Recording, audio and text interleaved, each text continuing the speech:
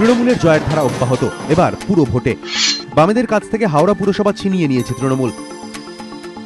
কংগ্রেসের কাছ থেকে তৃণমূল ছিনিয়ে নিয়েছে কৃষ্ণনগর।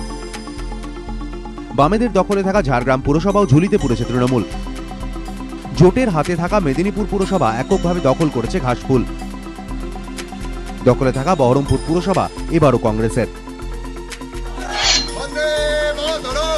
এবারও কংগ্রেসের দখলে বহরমপুর পুরসভা।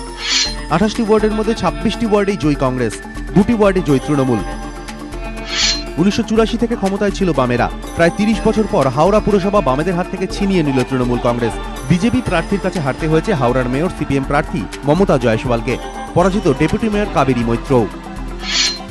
হাওড়া পুরসভার 50টির মধ্যে 49টি আসনের ফল বেরিয়েছে। একটি বুথে পুনর্নির্বাচন হবে।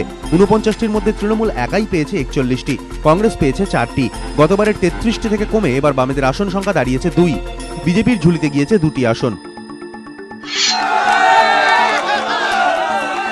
30 বছর পর ঝাড়গ্রাম পুরসভা হাতছাড়া বামেদের। ঝাড়গ্রামের 18টি ওয়ার্ডের মধ্যে এবার ভোট হয়েছে 17টিতে। 16টি ওয়ার্ডে জয়ী তৃণমূল, একটি আসন পেয়েছে সিপিআই।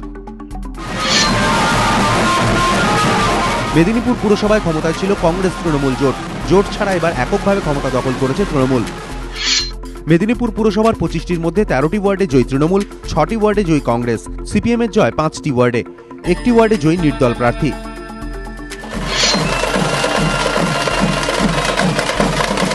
কৃষ্ণনগরেও ফুটল ঘাসফুল। জন্মলগ্ন থেকেই কংগ্রেসের দখলে ছিল কৃষ্ণনগর পুরসভা।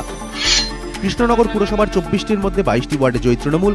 এরপর 2টি ওয়ার্ডে জয়ী নির্দল প্রার্থীরা তৃণমূলে যোগ দেন। ফলে 24টি আসনই তৃণমূলের ঝুলিতে। সব মিলিয়ে পঞ্চায়েত ভোটের পর থেকে অব্যাহত তৃণমূলের জয়ের ধারা। সেপ্টেম্বরে 12টি পুরসভার মধ্যে 8টি দখলে রেখেছিল তৃণমূল। এবারও 5টির মধ্যে তৃণমূল 4টি পুরসভা নিজেদের দখলে রাখল। এবিপি আনন্দ।